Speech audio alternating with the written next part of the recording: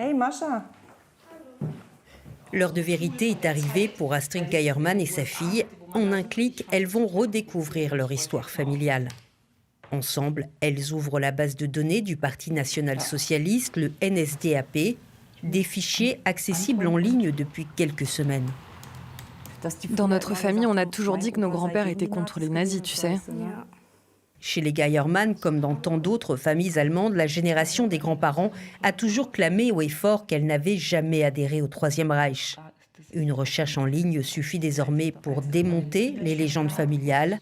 Sur l'écran, l'affiche d'un grand-oncle, membre du parti dès 1933, puis un deuxième.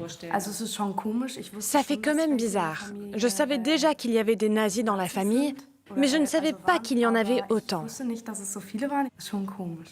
Astrid avait déjà découvert la vérité sur l'un de ses grands-pères, mais ces fichiers, c'est la fin d'une omerta qui a duré des décennies et le point de départ d'une enquête pour de nombreuses familles allemandes. Même avant de le savoir, je me suis toujours dit que, en fait, j'ai l'impression que ça n'a jamais été vraiment difficile pour moi de me confronter à ça, de comprendre que finalement, beaucoup d'ancêtres d'Allemands en faisaient tout simplement partie. Au niveau familial, mais aussi au niveau de la société, c'est incroyablement important de comprendre qui nous sommes et tout ce qui a causé de la souffrance, des injustices, de la violence aussi. Comme les Geiermann, toujours plus d'Allemands veulent en avoir le cœur net. L'historien Johannes Spohr anime des ateliers pour tous ceux qui veulent reconstituer le parcours de leurs aïeux et lever les zones d'ombre persistantes.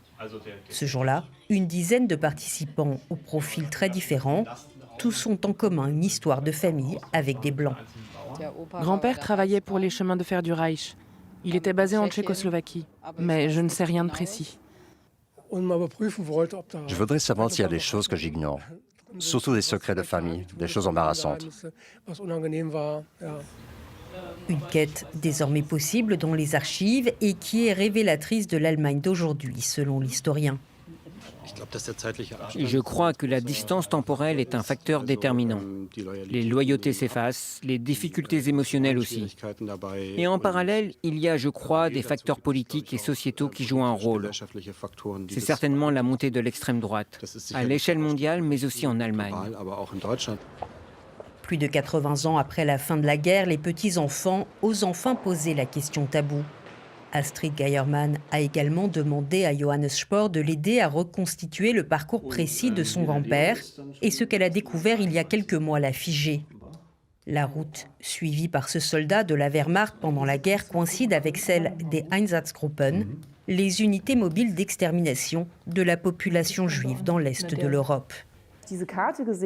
J'ai vu que l'une des Einsatzgruppen qui avait commis des meurtres avait suivi plus ou moins le même itinéraire. Et c'est là que j'ai vraiment compris ce que mon grand-père avait fait. Je le considère désormais comme un complice de l'Holocauste. Avoir fourni en quelque sorte les bases, les fondations de l'Holocauste, ça en fait partie. Au-delà de l'appartenance au parti, le parcours et la complicité des Allemands ordinaires interrogent plus que jamais. Et c'est précisément cette question qu'une exposition berlinoise pose frontalement. Sur l'ancien site de la Gestapo, le musée Topographie de la Terreur ausculte ce que les Allemands savaient des atrocités nazies et ce qu'ils ont choisi de ne pas voir.